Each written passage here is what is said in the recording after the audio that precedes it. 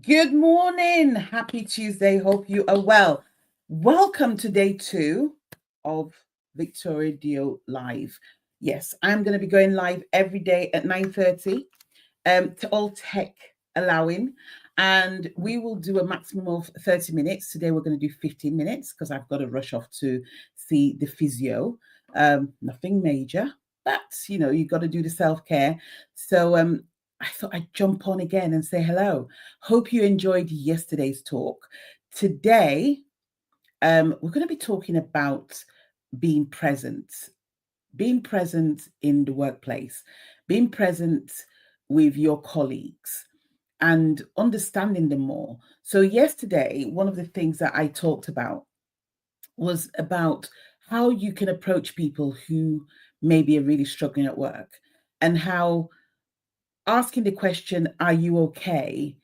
is very passive and will normally result in somebody giving you a passive response, which is, "I'm fine."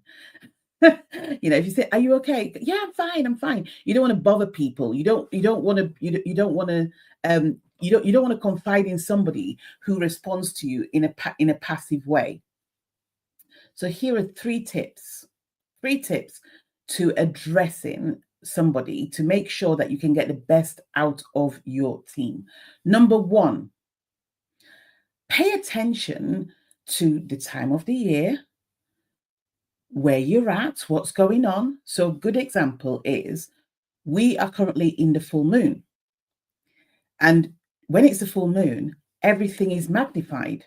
So, if you're happy, you're very happy. If you're sad, you're very sad. Pay attention. A lot of the time, as I've said yesterday, we tend to divorce professionalism from real life. And actually, we're all one. If you think about it, human beings make up the workplace, whether you work for a company, for a big establishment, or whether you work for yourself. Human beings, and we are energetic, and it does not exempt us from the world's going on. It doesn't exempt us from the universe's going on. So pay attention. Is it a full moon? As a leader, you should have these in your calendars and just mark them off so that there are prompts. So, full moons, new moons, what are they like? Even if you don't believe in it, just understand what they do. It is your responsibility to educate yourself. So, if it's a full moon and your team are going a bit crazy, you go, "Do you know what? At least I know what it is." Let it ride. Maybe the next day address it if it continues. The full moon normally lasts between 3 to 5 days, depending on how powerful it is. Right now, we're in a really powerful full moon. It's the most powerful one of the year. So, guess what? It is going to have an impact on the people around you. So, rather than rush off and go, "Oh, this person's doing this and this person isn't great," pay attention to the time of the year. Secondly, pay attention to what they tell you. A lot of the time, as leaders, we're rushing around. We're rushing around. We're trying to get everything done. We're trying to make everybody happy. What tends to happen then is that we then passively listen. So somebody will say something to us, but we don't really pay attention to it. It could be that somebody's bereaved, or somebody was bereaved maybe 2-3 years ago, even before they came and worked with you. They've told you about it. You've listened and gone, yeah, yeah, yeah, yeah, yeah, moved on, and then you miss the anniversaries. Again, it's about being compassionate. It's about listening. Remember, and there's something that we talk about in project management. We talk about stakeholders. So you've got internal stakeholders and external stakeholders. Your internal stakeholders are people who work alongside you, people who work with you, people who you work for. Those are your internal stakeholders. So they're still a customer of sorts. And then you've got the external stakeholders who don't work for the organization, or who don't work for the organization, or who aren't part of the project that you're working on. We forget that our customers are all around us. Your parents, your children, your partners, they're all your customers. And as a customer, people want to be heard, they want to be seen, they want to be acknowledged.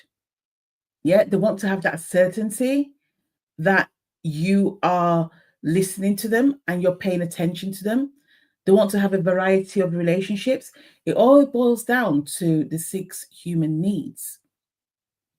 So if you are ignoring listening, or you've got passive listening, which isn't listening at all, then you're not going to get the trust from the people that work with you. And then lastly, ask open questions. Ask open questions. I have 2 teachers who talk to me about powerful questioning. So we've got Matt Elwell, who he talks about the 4 W's and the 1 H. Yeah. And actually, I would say in this occasion, the how are you is the only exempt. How can I help you? How can I best support you? Is what I would allow in this circumstance. Powerful questioning. So, where, what, start your questions with those. It will allow open answers, and it will allow the person to be able to answer those questions and also feel like you're giving them your genuine time. Myron Golden talks about powerful questioning as well. He's always like, listen, you need to ask powerful questions. I remember once I asked Myron a question and he went, it's not powerful. And I thought I was going to die. But it's true. I've had to really learn how to ask powerful questions. Questions that will make the listener think and then come to you with what they truly need. So those are the 3 ways to ask a question for people that worked for you. Remember, the end result here is that you can all leave your lives or leave your professional spaces and fall in love with your life. Because here's the thing, as I said yesterday, if you do not have happy staff, you will sacrifice your personal fulfillment for your professional success, because you are going to have to pick up the bits that the people who are working with you, alongside you, for you, are not picking up. Staff care is a priority, and it's not about gifts. It's not just about gifts. It's not about a token of gratitude. It's about being present. Last year, I talked a lot about being present. I want to go back into that now and bring that in. Being present is so important. As I've said, your stakeholders in project management, we talk about stakeholders, we talk about internal stakeholders, external stakeholders. You need to understand who you're hiring. I talk about intuitive hiring, and that's going beyond what's there, going beyond what is present. When you're hiring people, it shouldn't just be ticking the box. You need to be able to have the ability to navigate the energies and go, do you know what? Would this person fit? Would we fit together? And ask them questions that go beyond the ability of the job. I believe that you can teach people skills, but you can't teach them being. And it's the being that you need to really measure. Okay. But when you ask questions with the intention to listen to the answers.